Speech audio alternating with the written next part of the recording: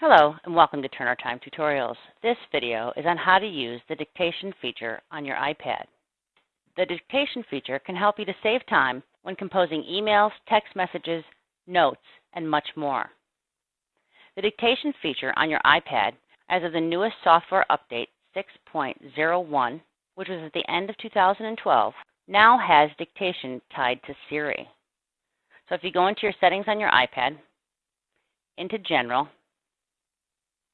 tap Siri. As long as Siri is turned on, dictation is turned on. Dictation is available in any application that uses the keyboard. Please note, if you have an iPad 1 or 2, dictation is not available. Turn Time recommends you download the free app from the App Store called Dragon Dictation, which will allow you to do virtually the same things as you can on your newer iPad using dictation. As I said earlier, dictation is available in any app that uses the keyboard. So let's go into Notes. The microphone icon is to the left of the spacebar. To use dictation, you simply have to tap the microphone icon and begin speaking. Tap the microphone icon, and the icon is now enlarged on the screen, and you can see that there's a voice meter shown on the microphone. So you can tell that you're actually recording.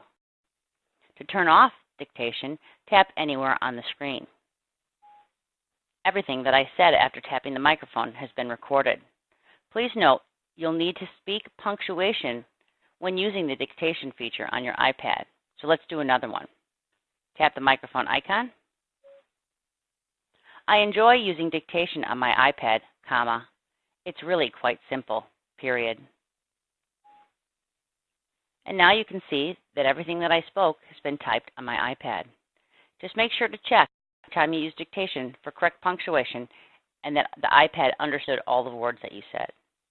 Using dictation can be a great time saver because you can definitely speak faster than you can type. If you have any questions, please email info@getturnertime.com. Thanks for watching and have a productive day.